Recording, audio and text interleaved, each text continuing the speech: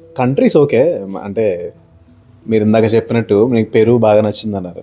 ఏదైనా ఒక specific place ఉందండి. ఓకే. ఈ ప్లేస్‌కెళ్ళిన తర్వాత బహుత్ సుకూన్ హై అంటే సుకూన్ అంటే చాలా పీస్‌ఫుల్‌గా అనిపించింది. నాకు ప్రశాంతంగా ఉంది. ఇక్కడ ఇంకా కొంతకాలం ఉండాలనిపించింది అనే ప్లేస్ అంటే సపోజ్ 'తాజ్‌మహల్' అట్లా అలా ఏమన్నా ఆర్కిటిక్, అనిపిస్తుందా? Antarctica, pin drop silent. జనాలు లేని చోట బేసిక్‌గా.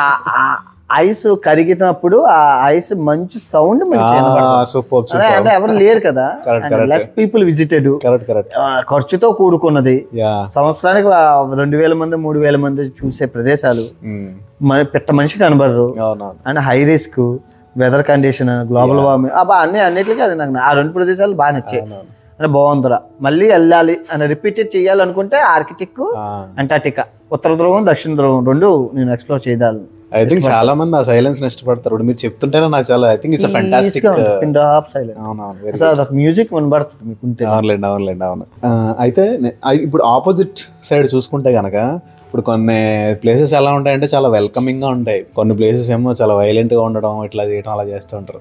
అలాగా అన్వెల్కమింగ్గా లేదంటే ఇంత మినిమం హాస్పిటాలిటీ కూడా లేదేంట్రా బాబు మీ దేశంలో అని అనిపించిన ప్లేస్ ఏమన్నా ఉన్నాయి? ఇప్పుడు not every country is tourism country. అవునవును. ఫస్ట్ ఆఫ్ ఆల్ మీరు చూసుకుంటే టూరిజం కంట్రీస్ అంటే Dubai is a tourism country, tourist country, and Thailand is a tourist country, tourist farm and tourist countries. And వాళ్ళకి India అంటే non tourism country.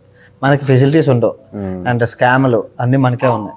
So ఆ non tourism కంట్రీకి, tourism కంట్రీస్కి చాలా చాలా ప్రాబ్లమ్స్ ఉంటాయి. సో ఆ కంట్రీస్ అఫ్ కోర్స్ మా దేశంలో ఎవరో చూడడానికి రా, నువ్వెందుకు వచ్చావు అంటే లైక్ మౌరితానియా. ఆ మౌరితానియా ట్రైన్ ఎవడో ఎక్కడు, ఆ ఇసుక ట్రైన్ ఉన్నది. నువ్వెందుకు ఎక్కువ అంటే అది నీ యూట్యూబ్ కంటెంట్ కోసం ఎక్కువ అంతే.